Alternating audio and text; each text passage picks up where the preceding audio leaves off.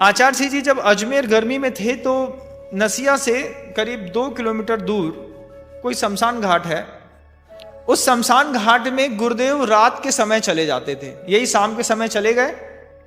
पूरी रात इस पंचम काल में भी जिन आचार्य परमेष्ठी को आप इतने गदगद भाव से देखते हैं, उनकी जवानी का वह साधना का एक पल आपको देखना होगा कि शमशान घाट में मुर्दा जल रहा है, लोगों के अधजले मुर्दे पड़े हैं, कुत्ते बिलबिलाते हैं, चीखते चिल्लाते हैं, और शमशान घाट में खूंखार कुत्तों का आतंक बहुत रहता है। और ऐसे खूंखार कुत्ते कि वो किसी को भी काटने और मारने की सामर्थ्य रखते हैं।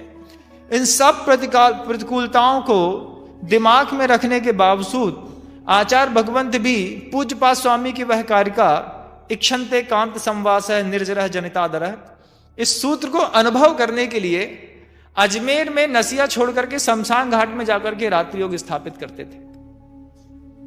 उनके साथ उस समय भूत बलि सागर जी महाराज और दूसरे अन्य महाराजों का भी, जहां मेरे नाम में नहीं है, समय सागर जी महाराज श्री भी, योग सागर जी महाराज श्री भी, वहां पर जाकर के शमशान घाट में आचार्य सिंह जा रहे हैं इसलिए वो भी जाकर के साधना करते। अब सबको तो धक धक धुक धुक लगती, सबका बैराग एक जैसा तो नहीं होता, किसी का कम किसी का ज्यादा। उसमें आचार्य महाराज कोई पाटा नहीं, जैसे ये गुण मणिमाली मुनि महाराज रात्रि योग स्थापन करके जमीन पे लेट गए, ठीक ऐसे ही गुरुदेव उस शमशान में जाकर के पूरी रात निकालते थे बिना पाटे के बंधुओं।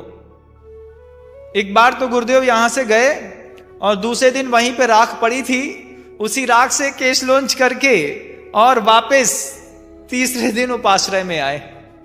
लोग ढूंढते रहे महाराज कहां है, महाराज कहां है। उन्होंने देखा कि रात में तो गए थे तो सब ठीक था, सुबह बिल्कुल केश लॉन्च वगैरह सब हो गया है, राख लगी है, उठ करके चले आए। आचार्य सिंह जी से पूछा, गुरुदेव? बोले कुछ नहीं, आज केश लॉन्च का समय आ गया था, वहीं पे राख पड़ी थी, तो मैंने कहा एकांत भी है, उसी राख से केश लॉन्च किया और वापस चले गए। किसकी सामर्थ्य है? अभी भेज दो किसी को, जैसे जनता छोड़ के चली जाए, ऐसा ऐसा लगता है भैया यहां से कोई आया कि यहां से कोई आया। लेकिन आचार्य श्री जी बहुत धैर्य के साथ साधना को आकार दिया। उन पलों को आप सोचिए मात्र।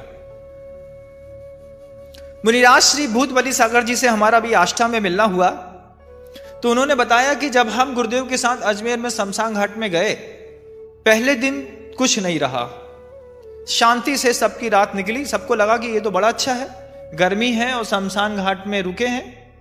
दूसरे दिन जैसे ही गुरुदेव वहां पर पहुंचे और अंधेरा हुआ, अंधकार छाया, हम सब थोड़ी थोड़ी दूर पर उस शमशान की धरती पर बैठे थे कि भूत बलि सागर जी महाराज बताते कि धीरे से जैसे दीपक की बत्तियां जलती है ना, ऐसी बत्तियां आसमान में जलती हुई हम लोगों की परिक्रमा लगाने लगी।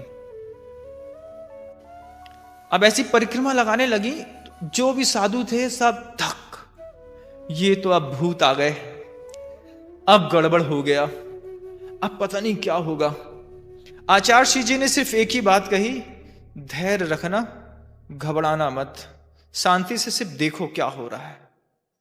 गुरुदेव आसन लगा करके बैठ गए। हजारों दीपक जलती हुई, दीपक की लौ की बत्तियां पूज गुरुदेव के चारों तरफ परिक्रमा लगाने लगी। धीरे धीरे पूरे मुनि संघ के ऊपर परिक्रमा लगाने लगी। पूरी रात उन बत्तियों की परिक्रमा लगाते लगाते निकल गई। दूसरे दिन जैसे ही सुबह हुई, पूरी रात तो जगते में निकल गई, पता नहीं कब सोए और बत्ती सिरे में गिर जाए, कौन परेशान करे, कौन सोता है।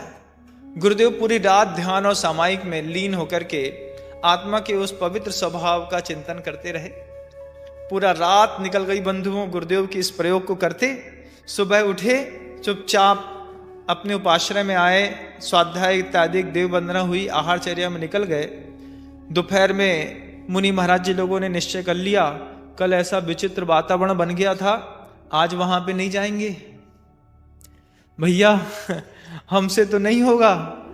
तो ऐसी वातावरण बना, आचार्य श्री जी शाम को चुपचाप कमंडल उठाए और फिर वापस चल दिए। कहाँ? वहीं जहां कल गए थे। अरे कल तो इतना हो रहा था, आज मत जाइए, आप लोग यहीं रुकिए, कोई मना नहीं है, मैं होकर के आता हूं। आचार्य श्री बहुत सहज में बोलते हैं, आपका साहस नहीं है, धर्मशाला है, उपासना है, आप बैठिए, मैं होके आता हूं। भक्ति कितनी लाजवाब होती है। जैसे ही गुरुदेव ने अपना कदम फिर अजमेर के शमशान घाट में जाने के लिए उठाया, दूसरे मुनि महाराज भी कमंडल उठा के चलते बने। तो एक महाराज जी दूसरे से कहते हैं, क्यों, तुम तो कह रहे थे कि डर लगता है। बोले जब गुरु साथ में है तो काय का डरना भैया, पहला दुख तो वो उठाते, बाद में अपन को मिलने वाला है। आचार्यों की सबसे बड़ी खूबी रही है कि जब भी दुख का समय आया है तो पहला पैर आचार्य परमेष्ठी खुद रखते हैं, और सुख के समय में जैसे मुर्गी अपने चूजों को आगे कर देती है, ठीक ऐसे ही गुरुदेव अपने शिष्यों को आगे कर देते। देखो अभी सुख का समय है तो तुम लोग देख लो, दुख का समय आएगा तो मैं आगे कर लूंगा। आचार्यों की खासियत है। गुरुदेव ने जैसे ही कदम बढ़ाया, सारे शिष्य चले गए। लगातार 3 दिन तक इसी तरीके का उपक्रम उस शमशान घाट पे होता रहा। इसी वर्तमान पंचम काल की, अभी से 50 साल पहले की घटना है बंधु। और यह जो कथानक मैं आपको सुना रहा हूं वो मणिमाली मुनि महाराज का, ये राजा श्रेणिक के समय का, भगवान महावीर के समोषण के समय की घटना है बंधु। मणिमाली मुनि महाराज की, मुझे तो कई बार लगता है कि मणिमाली महाराज का ये कथानक सुनकर के ही गुरुदेव को प्रेरणा मिली होगी कि जैसे उन्होंने प्रयोग किया है मैं भी प्रयोग करके आऊं। लगातार 8 दिन तक गुरुदेव अजमेर के शमशान घाट में जाकर के और योग साधना करे।